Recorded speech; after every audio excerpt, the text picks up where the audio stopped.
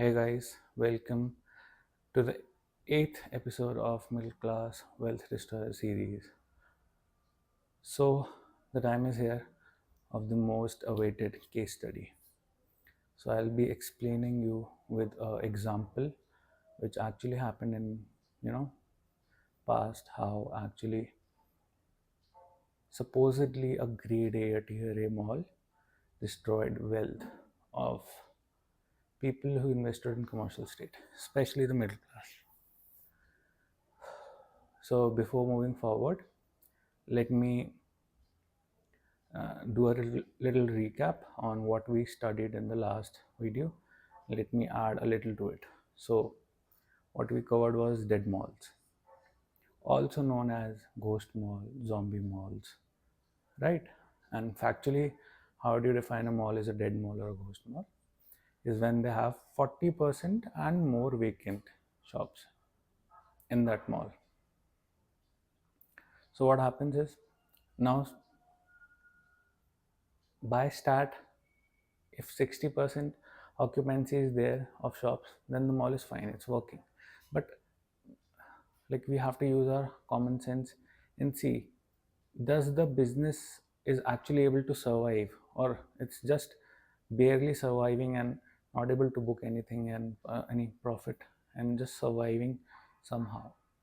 If that's the case, then the mall is almost dying because there is no footfall. And by the books, it's not a dead or ghost mall yet, but it's soon going to be there. And the people are there in the mall, but nobody's going in the shop and spending, or actually engaging with the business which is supposed to be there. To, mall thrives on businesses, and business thrives on people, and people are not there for the business, they're just there hanging and chilling. Nobody wants to go to the business and you know spend. So that is also one of the reason it's not working. These are like couple of statements, like you'll be able to understand a little more when I use the example. Now let's start with the example now.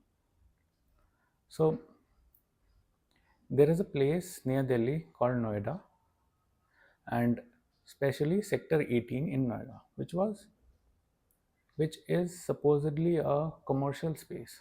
I mean, majority of there is a big couple of huge malls there. A lot of commercial spaces is there. I mean, there is mall, there is open space retail shops, and there are small shops also. I mean, very minute level shops also.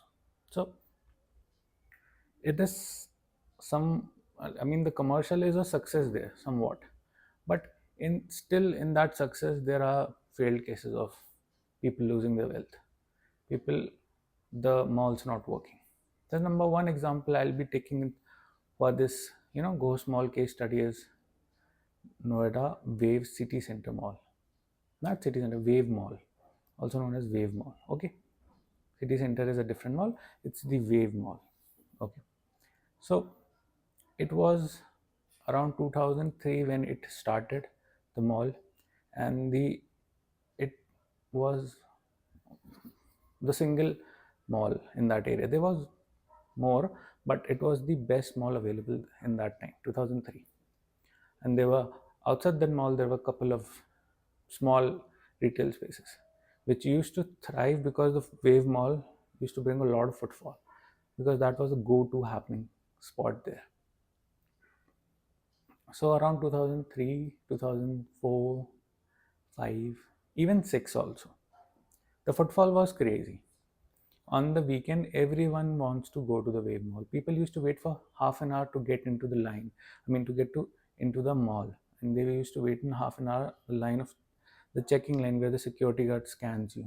People used to wait half an hour to get into the mall and the businesses were packed. The PVR or theater, what was there, used to be all sold out. There was no space in the food. I mean, the shops which were selling actually food. There was some brand which had a lot of crowd in there.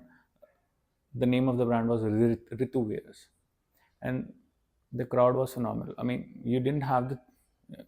I mean, people couldn't even select something. Going to the trial room and checking out was a different thing, There was so the crowd was so huge that you couldn't even barely move there freely. So that kind of footfall there at that time, and it was going great. The people who invested did great. So 2003, 4, 5, 6 was great for them. 3, 4, 5, 6, 4 years they did very well. I mean, there was the premium, like you can imagine the premium they would have gotten for the rental income, and the business was thriving also. But then suddenly, just on the opposite road of Wave Mall, there comes the GIP Mall, the Great Indian Palace place. Okay, the GIP Mall around 2006 or 7 it came in action, and it was way bigger than the Wave Mall, and and it attracted a lot of big brands into it. Like they had a deal and a tie-up, and big brands already came into the mall, and the space was phenomenal. And slowly, within a year or two, Wave Mall almost died down because everyone now wanted to go to the most happening spot, newer build thing, new thing for the people. A lot of big brands were there. Everything new was there.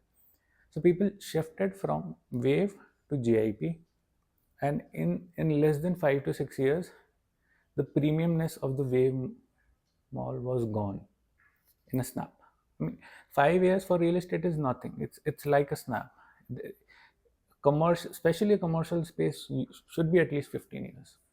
As I've previously discussed also, any real estate should be 15 years, and in 5 years, I mean, one third of the life, it is gone. Wave Mall is dead, not dead, almost dead, and the brand started moving out to GIP. So eventually, Wave Mall died down, and everyone is now in GIP. Till present, Wave Mall is not there. I mean, it is there. Only one decent brand is there. That is Westside, and you cannot see a lot of brands there.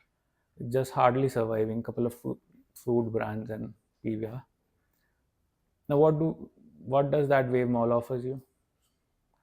Office of real estate agents, lawyers, CAs. That's how it actually works. So the audience, the footfall is not because the mall is great. The footfall is there because a particular person knows a particular thing and know a particular CA or a lawyer, and they go to that particular lawyer and they come out. The last time I went to the Way Mall was just because I wanted to go to West Side. Yes, and that was a couple of years ago, and that's it. Nothing was there.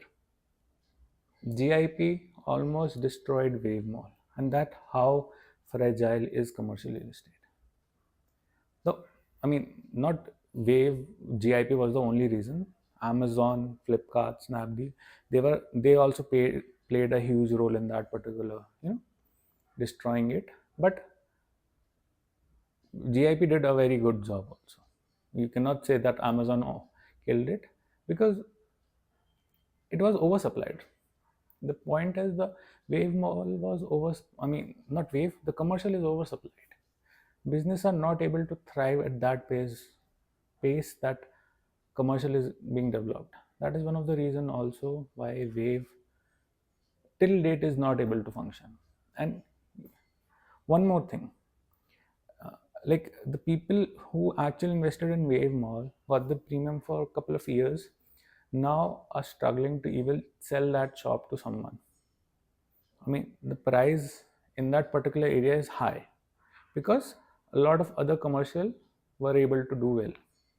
Also, they had Radisson here and GIP, and they did decent. So that increased the price of the land of Wave Mall. But it's not because the Wave Mall has the premiumness, it's just the land appreciated with time, and nothing goes for, there is no credit for the mall of making it a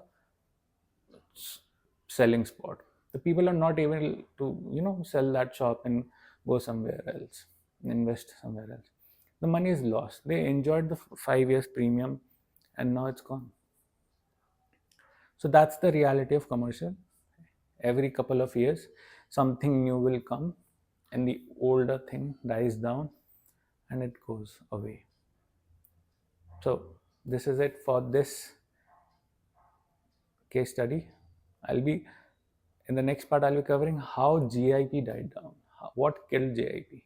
So the number one spot of 2006, 7, 8, the go-to happening spot of that time is now dead. GIP is also a ghost mall. Nobody wants to go there. Yes, it is somehow surviving, but it's not the premiumness. The, the premiumness is lost. The high rental yield of commercial is lost. So if you're thinking commercial will work, it might work. The best case scenario is this wave and GIP. These are the best case scenario. There are cases where worse can happen. If you especially go towards the Greater Noida side, there are a lot of big malls which haven't been able to get that 60% occupancy rate. The day they open and till now, it's more than 10 years. Couple of malls had it's 20 years, and now they never got that occupancy rate to 60%. So that bad is the case of commercial. And there are majority factor, as you know, online platforms, quick commerce, etc. So this is it for this video. If you're liking this series, if you find this case study helpful, please do comment loving it. See you next time. Bye.